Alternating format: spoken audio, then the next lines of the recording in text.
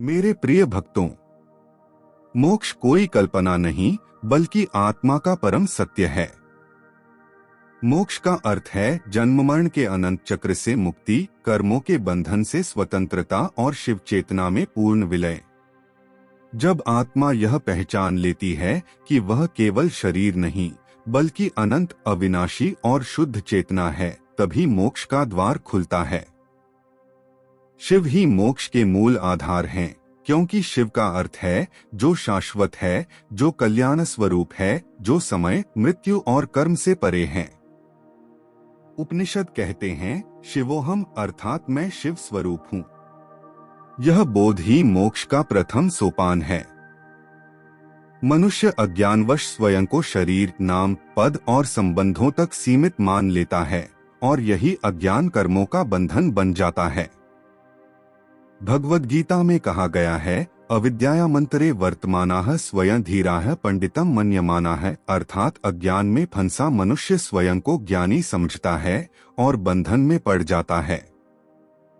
शिव तत्व सिखाता है कि सबसे बड़ा बंधन बाहरी नहीं बल्कि आंतरिक है, अहंकार, वासना, भय और आसक्ति। यही आत्मा को बार बार जन्म लेने के लिए विवश करते हैं। मोक्ष का शिव मार्ग आत्मा को यह सिखाता है कि वह इन बंधनों को पहचानकर धीरे धीरे उनसे मुक्त हो। न जायते म्रियते वा कदाचित, आत्मा न जन्म लेती है न मरती है। वह केवल कर्मों के अनुसार देह धारण करती है। जब आत्मा यह सत्य समझ लेती है, तब मृत्यु का भय मिटने लगता है और मोक्ष की ज्योति भीतर प्रज्वलित होती है। शिव पुराण कहता है कि जो शिव तत्व को जान लेता है, उसके लिए संसार बंधन नहीं, साधना बन जाता है। मोक्ष का प्रथम चरण है कर्मों की शुद्धि। जब तक आत्मा कर्मों के जाल में फंसी है, तब तक वह जन्म मरण के चक्र से बाहर नहीं निकल सकती। इसलिए शिव मार्ग सिखाता है कि कर्म को छोड़ना नहीं बल्कि शुद्ध करना है। कर्मण्येवाधिकारस्ते मा फलेषु कदाचन, कर्म करो पर फल की आसक्ति छोड़ दो।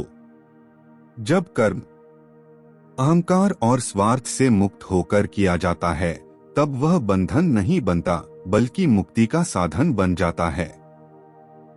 मोक्ष का दूसरा चरण है भक्ति और समर्पण। शिव भक्ति केवल पूजा नहीं बल्कि अहंकार का विसर्जन है। जब साधक कहता है, हे महादेव, यह जीवन, यह श्वास, यह कर्म सब तुम्हें समर्पित है, तब उसका अहंकार धीरे धीरे गलने लगता है। शिव का मंत्र है ओम नमः शिवाय, जिसका अर्थ है कि मैं अपने पंचभूतों, अपने अहंकार और अपने कर्मों को शिव में समर्पित करता हूँ। यह मंत्र आत्मा की गहरी ग्रंथियों को खोल देता है। मोक्ष का तीसरा चरण है वैराग्य और विवेक। जब मनुष्य यह समझ लेता है कि संसार क्षणभंगुर है, सुख अस्थायी है और संबंध अस्थिर हैं, तब उसके भीतर वैराग्य जन्म लेता है। वैराग्य का अर्थ संसार से घृणा नहीं बल्कि संसार से परे सत्य को पहचानना है। शिवजी कहते हैं कि जो नश्वर में आसक्त होता है वह बंधन में पड़ता है और जो शाश्वत को पकड़ लेता है वही मुक्त होता है। चौथा चरण है ध्यान और आत्म साक्षात्कार। ध्यान वह सेतु है जो आत्मा को शिव चेतना से जोड़ता है। जब साधक ध्यान में अपने विचारों, स्मृतियों और वासनाओं से ऊपर उठ जाता है, तब वह अनुभव करता है कि वह केवल शरीर नहीं बल्कि शुद्ध साक्षी है।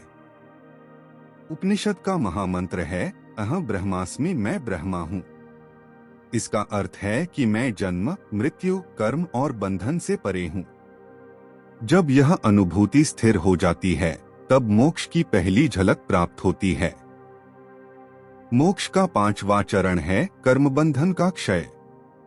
शिव कृपा से संचित कर्म भस्म होने लगते हैं। जैसे अग्नि सूखी लकड़ी को जला देती है, वैसे ही ज्ञान और भक्ति जन्मों के कर्मों को भस्म कर देते हैं। स्कंद पुराण में कहा गया है, ज्ञानाग्निः सर्वकर्माणि भस्मसात् कुरुते, ज्ञान की अग्नि समस्त कर्मों को जला देती है। मोक्ष का छठा चरण है अहंकार का विसर्जन। जब तक मैं जीवित है तब तक बंधन जीवित है। शिव तत्व सिखाता है कि मैं को शिव में विलीन कर देना ही परम मुक्ति है। जैसे नदी समुद्र में मिलकर अपना अस्तित्व खो देती है, वैसे ही आत्मा शिव में विलीन होकर पूर्ण हो जाती है। अंतः मोक्ष का चरम चरण है शिव में पूर्ण लय। यह वह अवस्था है जहाँ साधक न भोगता है, न डरता है, न चाहता है, न बंधता है।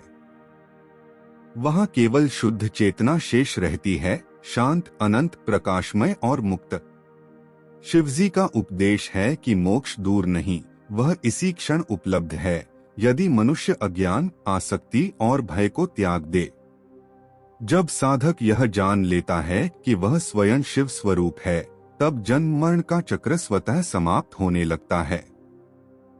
यही है मोक्ष का शिव मार्ग, जहां आत्मा अपने सत्य को पहचानकर अनंत शांति में प्रवेश करती है।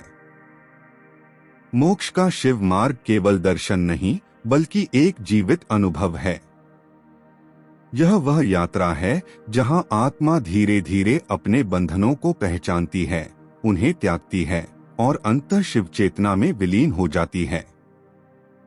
शिव तत्व सिखाता है कि वास्तविक बंधन बाहरी नहीं, बल्कि भीतर छिपे संस्कार, वासनाएं, भय और अहंकार हैं।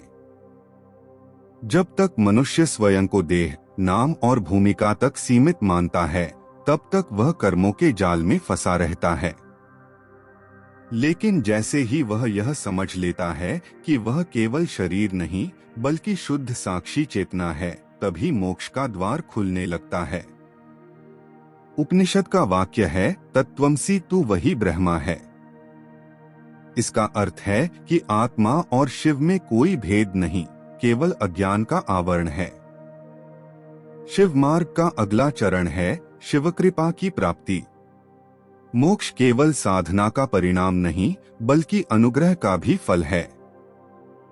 जब साधक अपने अहंकार को त्याग कर पूर्ण समर्पण करता है, तब शिव की करुणा उसके संचित कर्मों को भस्म करने लगती है। शिव पुराण में कहा गया है, शिव कृपा बिना न सिद्धि हुई, अर्थात महादेव की अनुकंपा के बिना अंतिम मुक्ति संभव नहीं। यह कृपा तब उतरती है जब साधक भीतर से यह कहता है, हे महादेव, मैं करता नहीं, तुम ही करता हो, मैं भोगता नहीं, तुम ही सबका आधार हो। मोक्ष का अगला रहस्य है संसार को माया के रूप में देखना। शिव तत्व बताता है कि संसार मिथ्या नहीं, बल्कि अस्थायी है। जो इसे सत्य मानकर आसक्त हो जाता है, वह बंधन में पड़ता है, और जो इसे लीला मानकर साक्षी बन जाता है, वह मुक्त होने लगता है। श्लोक कहता है, ब्रह्मा सत्यं जगन मिथ्या जीवो ब्रह्मैव नापरः। ब्रह्मा ही सत्य है, संसार परिवर्तनशील है और आत्मा वास्तव में ब्रह्मा ही है।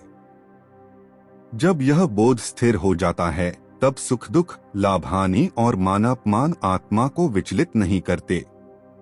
शिव मार्ग का एक और गूढ़ चरण है वासनाओं का क्षय। वासना वह अग्नि है जो आत्मा को बार बार जन्म के लिए बाध्य करती है।